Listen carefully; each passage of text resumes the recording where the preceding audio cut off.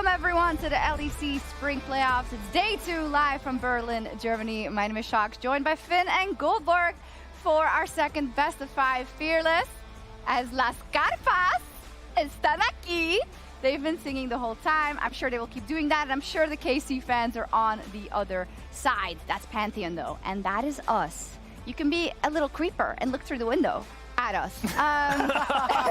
What? I don't know. Anyways, this weekend really is the proving grounds to remind people whoever wins the best of 5 tomorrow, G2 is already waiting there, will punch their ticket not only to the spring finals, but also to MSI. It's quite unique, right, Finn, that you have such high stakes in the first week of playoffs? Yeah, I think everyone really wants to get to internationals. I think as a player, internationals are all that really matters, except the title, of course.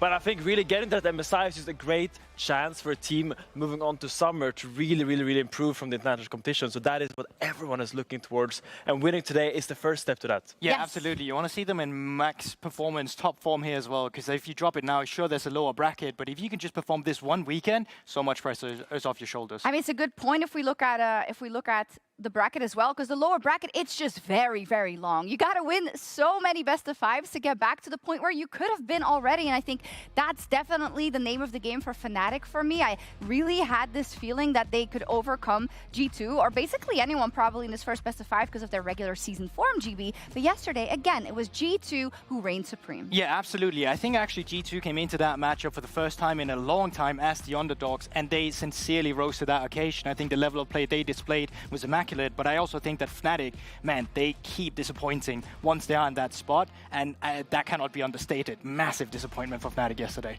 Yeah, I mean, I think our hopes we kind of fell for it again, you know? It's a classic fell for it again award.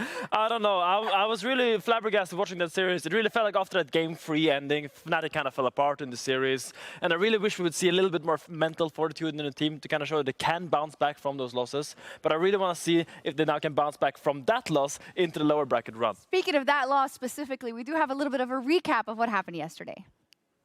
Ja, there we go. Oh, nice there. Yeah, Alice on the flash. Yeah, nice. Look at the Kali. Kali. I can block. Yeah, kill him. Boom. Run. Like, I actually think that they will actually conquer the demons, and they will be able to beat G2 this time around. And Cap still has a spear versus spear! Flashes in! There is no flash. Nice, use. I'm going. Nice. Oh my god, nice. Upset flashes forward. The base core will be enough, but with the end. Flash away from the bot, but the follow-up from Mickey. I think they're going to continue to play extremely well against G2. I don't think they're going to throw. Wait, no flash as well. Sorry. It's good. Hey, Nico Flash. When you're looking at the mid to late game, they have some of the best way of gaining leads. So I'm extremely excited to see what Fnatic will do. No, Drake. They're going on you. Twistarna. Nice! Bottom. Good job, guys. Good job. That's place. Nice. He thought he could kill me. He could kill the Troll King, bro.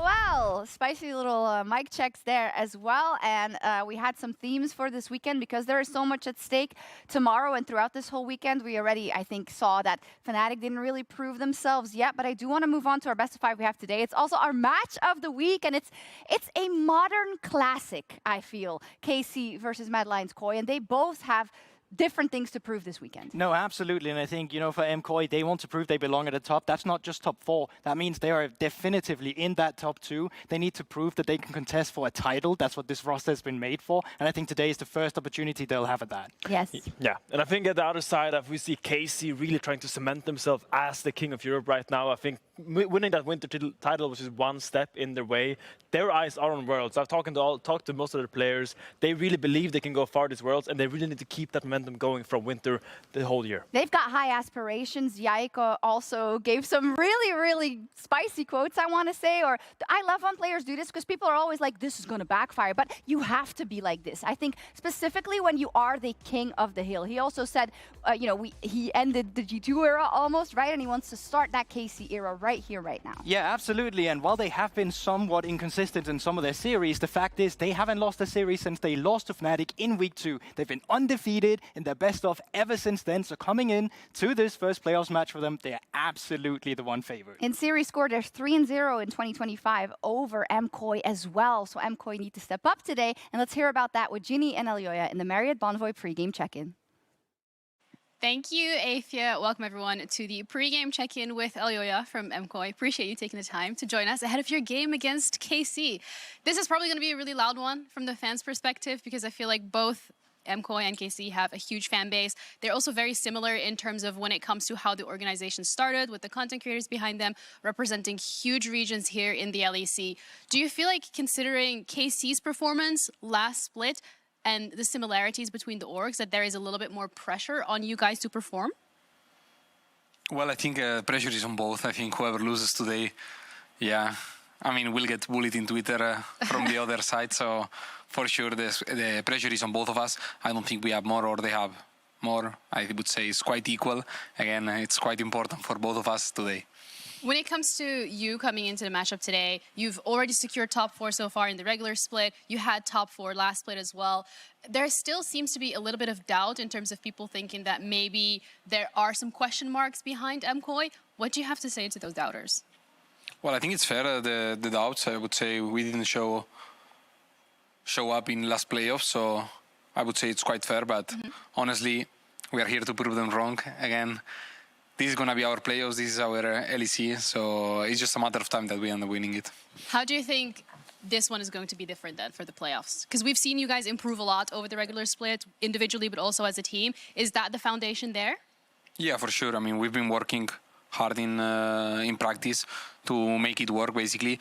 And yeah, I mean, just over the last weeks, we know that today is going to be a good day. And when it comes to the best of 5 being fearless, is there anything that we can expect that might be a little bit creative? Having Mirwin in your team, you know that there is always going to be something. So yeah, maybe we don't pull it out today, but either tomorrow or the next day it's just going to come up. So it's, yeah. Oh, I like how you say tomorrow, you know, because you're going to play maybe G2 tomorrow. You're assuming it's going to be a win. I respect the confidence. Thank you so much for your time. Thank you so much. Good luck in your game against KC. And Afia, back to you.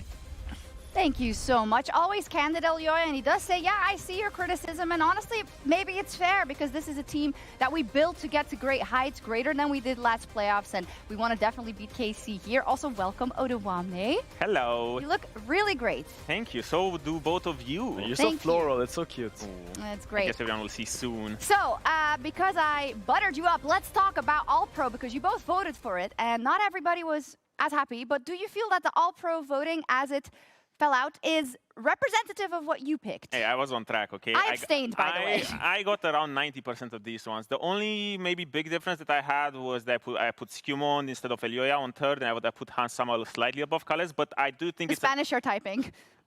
Maybe, but it is an accurate representation, and for me, it is a welcome change because right now I feel like the top 4 is so diverse in terms of quality of players. Because before you always had first All-Pro team is G2, second All-Pro team is Fnatic, and then it's Fnatic versus G2. But right now, I feel like this is a little bit of a mix of everything. Naknako, the obvious outlier here, but it is spicing up to be great playoffs for us with so much diversity in the top 4. I agree. It's awesome that Nako is in there, I think, for him, right? But I want to focus in on the players, Finn, that are in here, that are KC and MKOI players specifically. I think it's a real representative of how much work they've done throughout the regular season already. And if I bring your eyes to here, the beautiful graphic behind me, we have Kana, Yak, Vladi playing today, and then we have Mervin and Georgespin and Alvaro in the second team. So a lot of players playing today in the first and second team, and especially for me in the top and mid part. Because I think the solo lanes today are going to be crucial and paramount to conquer, and I really want to see MKOI come in against KC with a good plan, because I think while KC has the better solo lanes on paper and maybe like individually,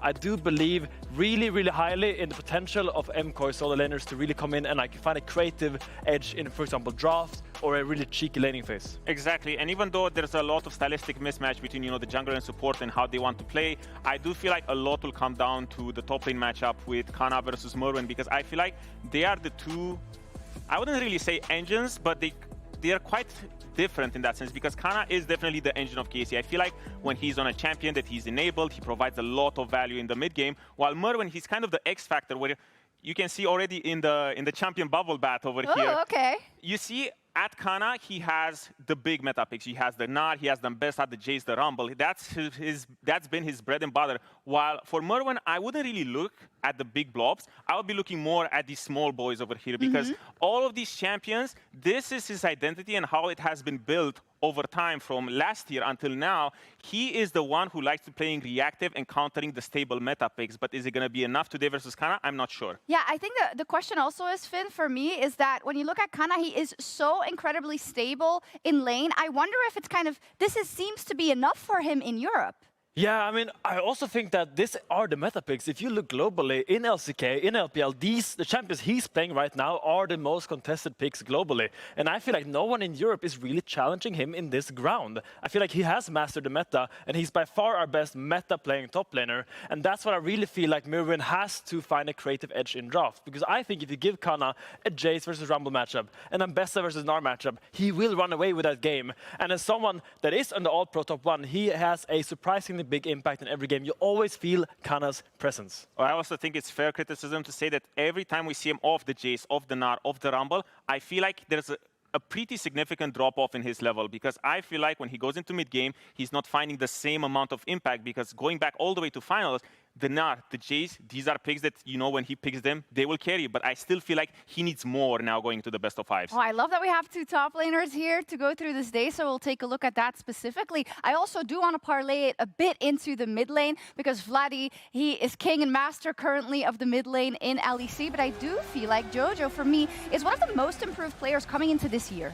Yeah, and I, as someone that was very critical towards Jojo in the beginning of the year, don't look at my tier list, I want to say he's really earned his flowers. Is that a saying? I think that's how you say it. Because I think he improved so much throughout the spring. And I think coming into these playoffs, he's ranked as the second best mid laner by most analysts. And I think that it's really impressive to see how he's grown. And I think coming in, this is what we wanted to see from Jojo. But we had high expectations when he came to Europe. Didn't really show us in winter. But now going up against Vlad, this is really his time to prove that he's one of the best laners in our region. Is there anything that you can pinpoint to me that has gotten better? Because what comes to mind for me kind of is like, you would kind of see him die in unfortunate situations sometimes on timings in games. I don't feel like that happens that often anymore. I don't think so, no. I feel like the biggest improvement he has been the things that he does with the resources, because even in winter, he was getting a lot of attention from Alvaro and Elioya. He was the engine of the team, but the engine was malfunctioning a little bit. I don't feel like it was having the greatest impact. But right now, I feel like everything that he gets from the team, he gives it back. I feel like his consistency in the team fights, the way he's moving around the map, the way he's enabling pretty much everyone and gelling together, I think is something that is not really that easy to do. Okay, we'll see for this matchup indeed. It's great that this is our match of the week. MKOI versus KC, representing France and Spain respectively. And also the fact that they are, even though they are newer additions to the league than some of our legacy orgs, they have insanely amazing and big fan bases that we saw on our respective road trips also this year. And as I said at the top of the Ready Check, Finn, this is a modern classic for me, right? This is the one that we've come to love because it's so exciting. But I do feel like KOI really needs to have a win to make sure that they can be named in the same sentence as KC, because they've kind of run away with it. Oh, KC is definitely sitting on top of the throne right now, and MKOI really wants to sit next to them and even like trump them in the end right now, because I really think this is one of the best chances they have, and I think we just got to get to the games. It's just so exciting. Exactly. We still have 20 seconds, so you got to say 20 something. 20 seconds? Okay. And if not now, then when? Because I feel like right now is the time where MKOI is clicking well together, and even though KC is the top of the league right now, I still don't feel like they leveled up massively compared to their winter split. And right now, it's K-Corp, MKOI's game to win, I feel like. It is. Maybe that's a little lapsus because that is what you truly believe. I don't know. I know that the fan bases respectively believe in their teams. Let's see who will be able to celebrate today and who will live to fight another day versus G2 tomorrow. KC versus MKOI, our match of the week.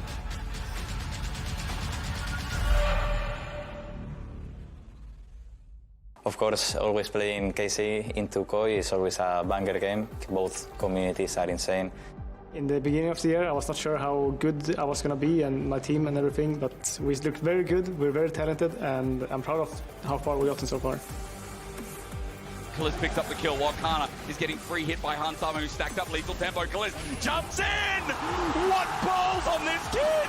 That 18-year-old came to play! I think KC is strong individually. I think Vlad and Kaliz are showing really good performance with Kana as well. They bring a lot of good ideas and they are able to get leads from it. I think Joya is very strong, very consistent. He might be the most consistent jungler in the league. Oscurin is met by a pop. Lots of TP's coming in as well by Humanoid. Fnatic are looking for the win. It's all on Humanoid. Humanoid is dead. MKOI. Magnificence. Majesty in Madrid. MKOI, hold on. I believe we're for sure the best team. I think we are a big step above all the other teams. If we stay consistent, I know we're going to win the league again. I always had the remorse in a way of losing into them in the finals of MEA Masters 3-2 in their home in Montpellier. I just want to win into them and destroy them, you know. I know if we play our game, we are always going to win against them.